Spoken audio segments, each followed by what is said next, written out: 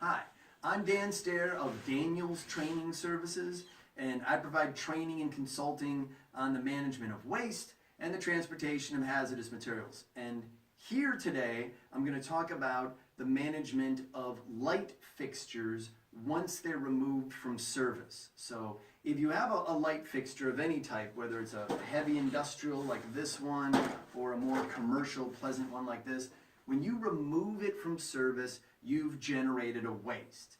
Then it's part of your responsibility to determine what kind of waste it is, to conduct a hazardous waste determination. And when you're looking at a light fixture or the components of it, there's two main components that you have to consider in any kind of waste determination. One is the lamps themselves, the fluorescent lamps or HIDs, whatever the case may be. The other is the ballast. So in a light fixture like this one, if you open it up, in there, along with a lot of wiring and everything, is going to be a ballast, okay? And that's part of what makes the light fixture operate, are these ballasts. And the thing about ballast is they may contain PCBs. So most lamp ballast or light fixture ballast manufactured prior to 1979 may contain PCBs. After 1979, PCBs were forbidden in manufactured articles. So no ballast after 1979 should have PCBs in it.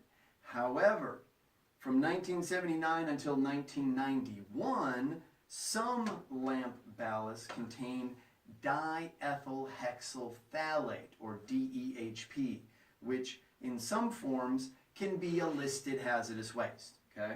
So how can you tell? Well, the best thing to do is to look at the ballast itself. Okay? When you look at a ballast, some of them, like this one, have written right on them, no PCBs. It's small, but it's there.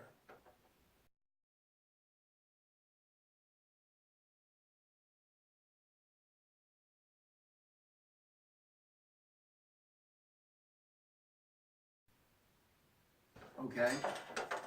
One other way to tell if it's not marked no PCBs or perhaps PCBs would be its age.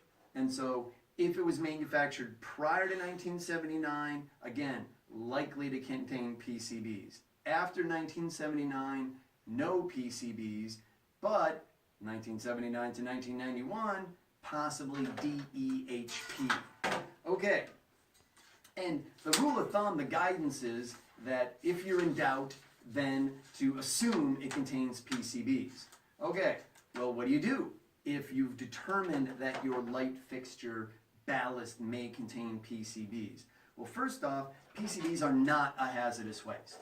They're not subject to the RCRA regulations of the US EPA. They're subject to TSCA, the Toxic Substance Control Act.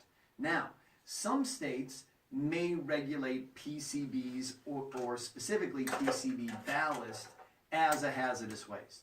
Or it may be a non-hazardous industrial waste. Or it may be a universal waste. So you have to check with your state on how they specifically manage light fixture ballast, if at all. Now, because of the lamp ballast size and its condition and other factors, it's likely that your light fixture ballast could just go right in the trash. Believe it or not, even if it contains PCBs, the regulations would allow you to throw it in a municipal solid waste landfill. That's not recommended. What's recommended is that you recycle it. So you could check with your recycler and see if they would take them, even containing PCBs, and if so, that's a good option. The safest thing to do would be to manage it as a PCB waste and contact your waste vendor, your waste disposal company, and see that it's disposed of as a PCB TSCA waste, even though it's not subject to the regs. Okay?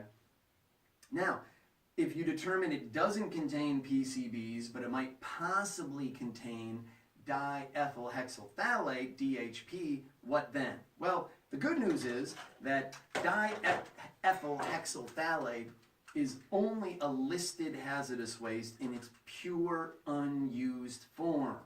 And it's likely not going to be pure, and it's definitely not going to be unused in a light fixture that you've removed from service.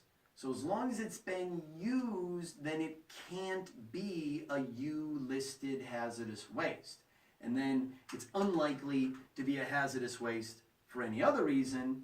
So again, no PCBs, maybe DEHP. It can still go to a municipal solid waste landfill. Not recommended. It's better you find a recycling option for it to dispose of it. Even then, check with your recycler, and as long as it's marked no PCBs, they should be fine with that. Okay, so that's pretty much it for light fixture ballast. As I said, I have a lot more information and links to more information in the article that's on my blog. I'll have a link to that article in the description to this video. And if you have any follow-up questions or anything, please don't hesitate to contact me. Thank you very much.